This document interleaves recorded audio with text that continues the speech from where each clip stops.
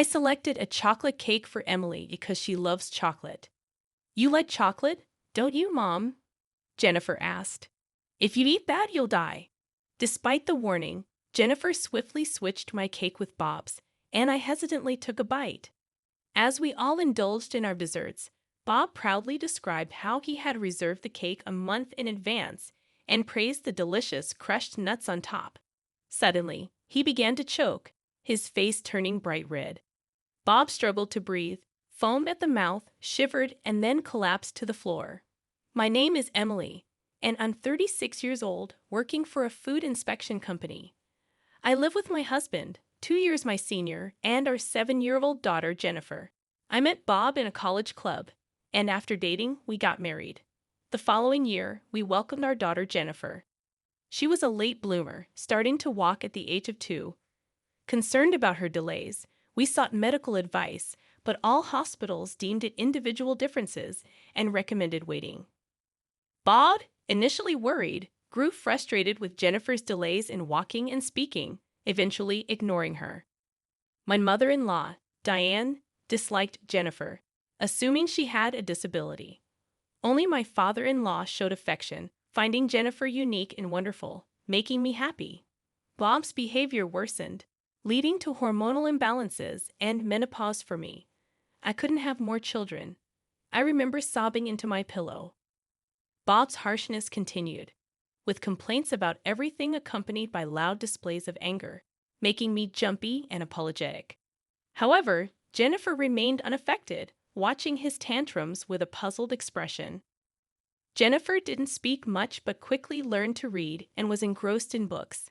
By preschool, she read not just picture books but also encyclopedias. As she approached elementary school, they suggested a special education class due to her lack of speech. Bob was furious, storming off, leaving me helpless. Jennifer comforted me, and the next day, Diane called, concerned about the reputation it would bring. Neither Bob nor Diane seemed genuinely concerned about Jennifer. It was about appearances. Consulting with local counselors, school teachers, and municipal officers, it was decided that Jennifer would attend regular classes. I felt that the students, parents, and teachers in the special needs class were wonderful and might be a better fit for Jennifer. Unable to suggest the special education class due to Bob and Diane's evident objections, I found some free time when Jennifer started elementary school. The temp agency I worked for offered me a permanent position that was fulfilling and provided a welcome break from the stifling atmosphere at home. Deciding to discuss the opportunity with Bob, he hesitated when I mentioned the permanent position.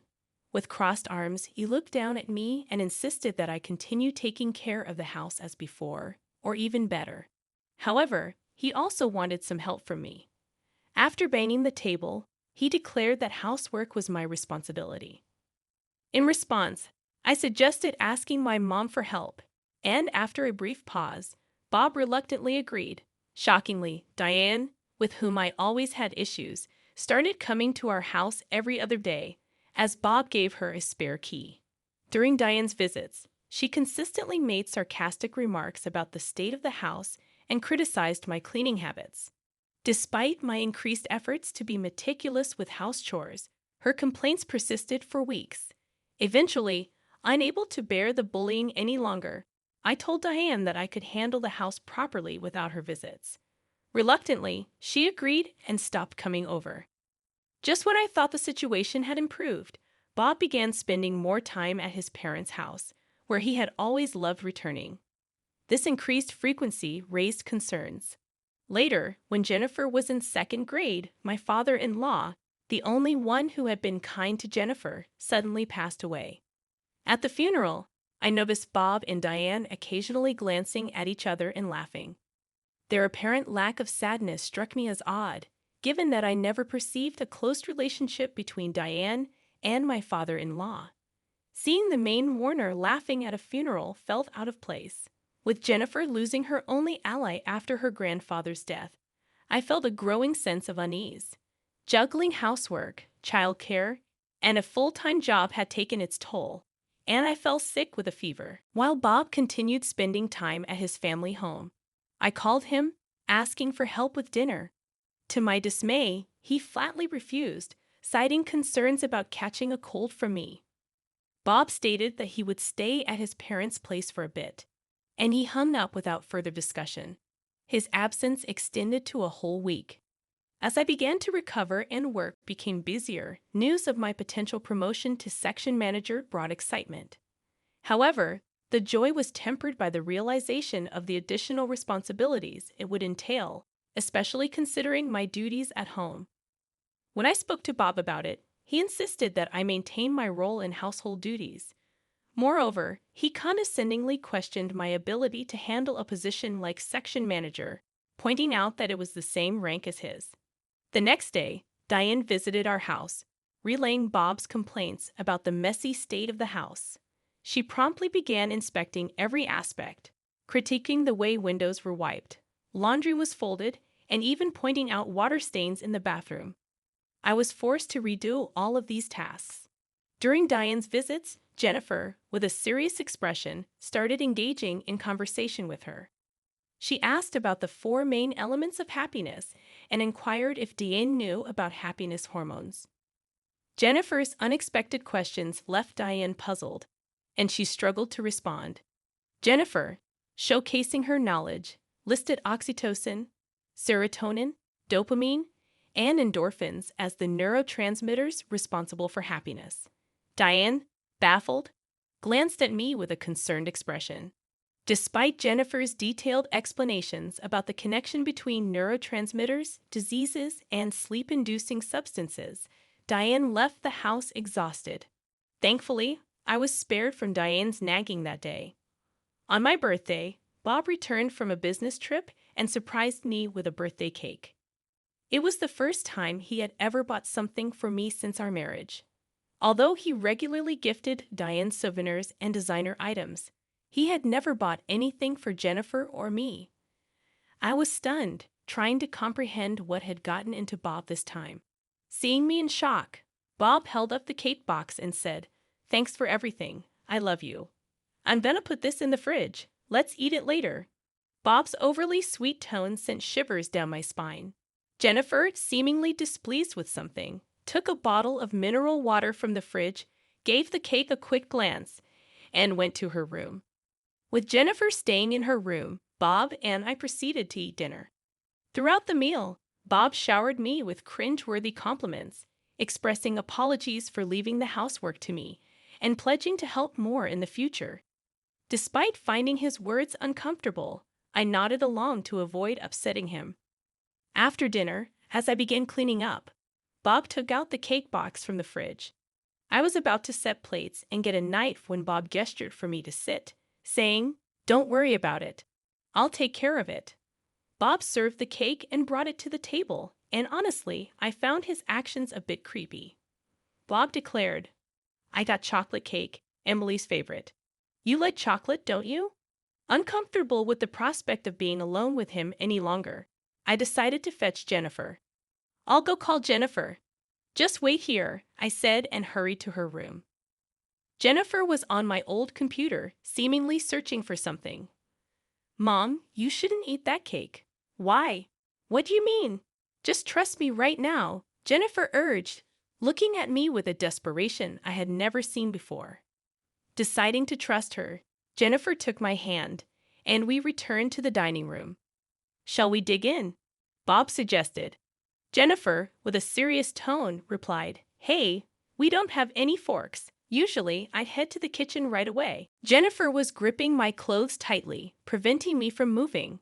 Apologizing, Bob cheerfully rose from the table, stating he would get the forks. In that moment, Jennifer urgently whispered to me, "Mom, if you eat that, you're gonna die." Swiftly, she switched our slices of cake. Bob returned with a fork, proudly eating the cake in front of us. He rambled about the cake being made by a famous pastry chef, mentioning his advance reservation and the delicious crushed nuts on top. As we all took bites, he suddenly began to choke. Bob's face turned red, breathing labored, foaming at the mouth, and then he collapsed onto the floor. It seemed like an anaphylactic shock from an allergy. Both Bob and I had buckwheat allergies, but there was no way the cake we were eating contained any. Frozen in shock, Jennifer calmly spoke to me. "Mom, call 911," handing me her phone. Returning to reality, I called the ambulance. Jennifer turned Bob to his side, instructing me to hit him hard on the back. Following her guidance, Bob spit out the cake, and his breathing eased a little. In the ambulance, he kept murmuring buckwheat, buckwheat. An EMT advised me to sit next to him for comfort, and I followed the instructions. After receiving treatment at the hospital, Bob was out of danger, but he was kept for a few days as a precaution. Wondering how Jennifer foresaw the life-threatening situation, I returned home, completing the hospital admission procedures while pondering the mystery. Jennifer pulled out a wrapper from the trash, showing me, "Dad threw this in the kitchen trash." It was a wrapper from buckwheat cookies. Jennifer explained that the cake box Bob brought home had a sticker half peeled off. She checked the kitchen trash, found an unfamiliar wrapper, and looked it up online. Discovering that the cookies contained buckwheat flour, she warned me about it, ultimately preventing a severe allergic reaction. I pulled out my phone, ready to make a call. "I need to tell the police right away," I declared. "I think you should reconsider." Jennifer's calm voice startled me. "Why?" I asked. Jennifer began to explain, "Dad's the one who collapsed. If you report it, the police might suspect you." A sense of dread clouded my vision. She was right. Going to the police might make me a prime suspect. Overwhelmed with despair, I wondered what to do. "Don't worry, Mom. I'll handle it," Jennifer reassured me. Jennifer went into Bob's study, searching for something. Bob had always forbidden me from entering without permission, and I rarely ventured in. Jennifer rummaged through a drawer and flipped through a notebook, mentioning that Dad had always been meticulous. She stopped and showed me a page from the notebook, revealing a sinister plan. My father-in-law had been a victim in a similar way, and the note detailed how to mix crushed buckwheat cookies into seasoning.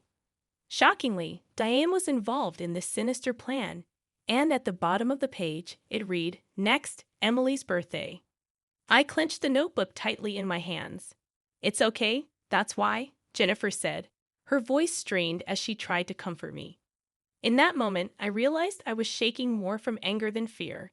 After what he did to my father-in-law, he was after my life. I made a vow deep within. I would never forgive Bob and Diane. With determination in my heart, I spoke to Jennifer. "Hey, this notebook, it could be used as evidence, right?" I asked. Jennifer shook her head sadly. "I wish, but probably not. If they claim it's just a figment of their imagination, we've got nothing. And as for Grandpa, there's no way to prove anything now." I hung my head deep in thought. You're right. Without concrete evidence, they can weasel out of it. Jennifer gripped my hand tightly. "I'll find the evidence. I promise I'm gonna protect you. We'll send those two to prison." Encouraged by Jennifer's words, I nodded with determination and squeezed her hand in return. If they want to fight, we'll give them one. For Jennifer and for my own sake, I was resolved to protect my life and avenge my father-in-law. Jennifer and I swore to take revenge on Bob and Diane, and we started preparing for our final confrontation. The first step was to lure them into our house. I asked Diane to tell me Bob's favorite dishes, saying I wanted to cook for him when he got out of the hospital. Without any suspicion, Diane came over, and though I didn't want to be with her for even a second, I held my tongue and learned her recipes in the kitchen. Meanwhile, Jennifer went through Diane's purse and found the buckwheat cookies. Swiftly, Jennifer took just one of them.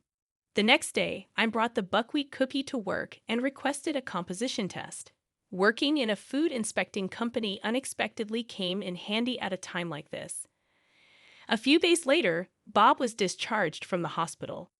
I told Diane that I was preparing a special dinner for his discharge and asked her to pick up Bob.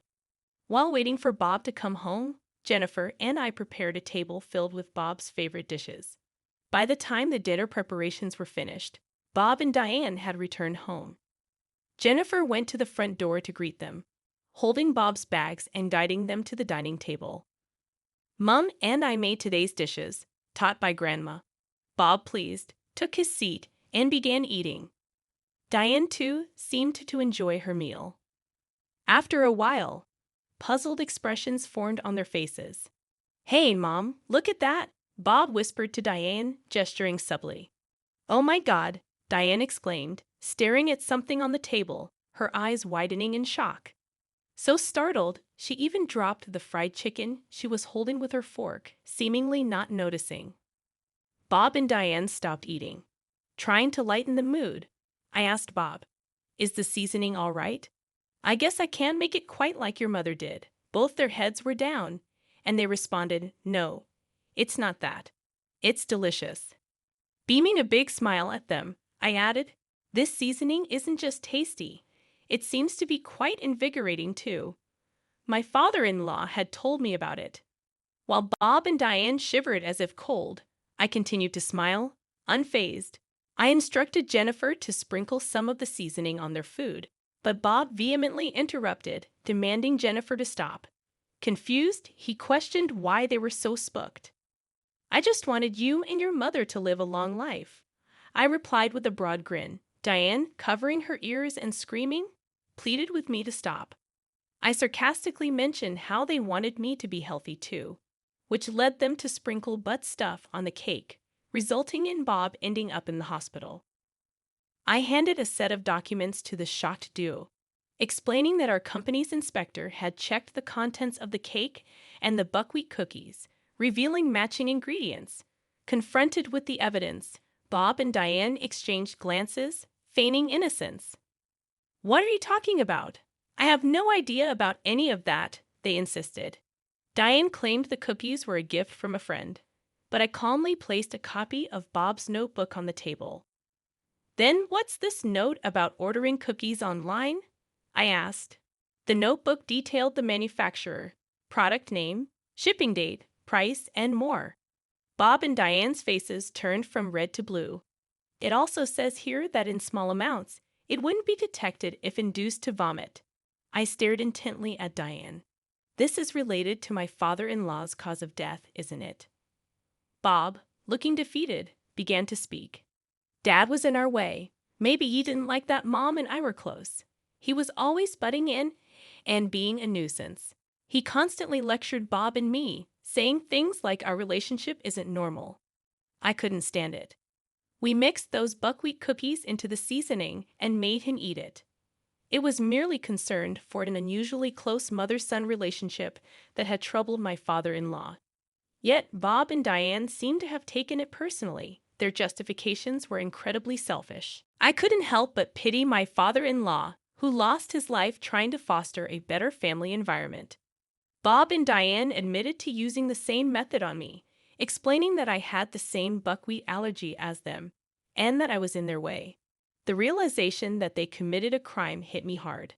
"I'm going to call the police right now and submit this evidence," I declared, ready to seek justice. Suddenly, Bob stood up, snatched the copied notebook, and forced it into his mouth, swallowing it whole. Diane, Jennifer, and I watched in shock as he destroyed the evidence.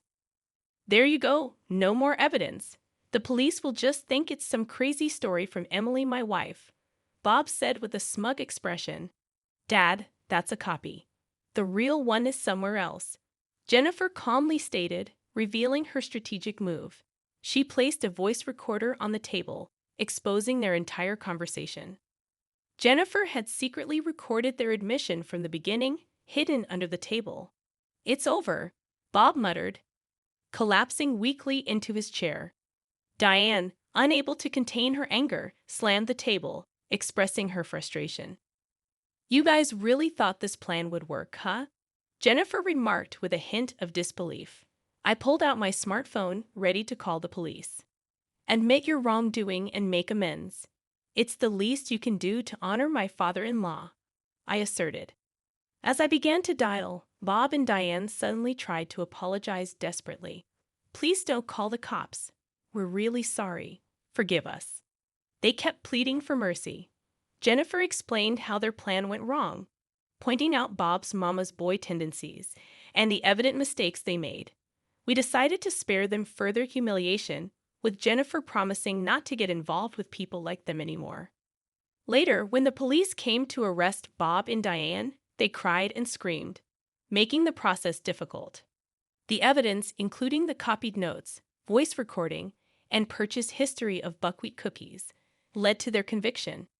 After their arrest, the divorce from Bob was finalized, and we proceeded with the division of property. Diane sold her family home to cover legal costs, while Bob used the money from selling his house for child support. Jennifer and I set up a memorial for my father-in-law, paying our respects. Jennifer surprised me with an IQ test result, revealing her gifted intelligence with an IQ of 135. She transferred to a school catering to gifted children, where she happily pursued her interests. Living with just Jennifer has been joyful, my work fulfilling, and life rewarding. Jennifer's hugs, releasing the happy hormone oxytocin, brought us closer. My complexion improved, and even my menstrual cycle returned, perhaps thanks to the mentioned happy hormone. From here on out, I'm determined to live happily with Jennifer, keeping our smiles bright, keeping our smiles bright, keeping our smiles bright.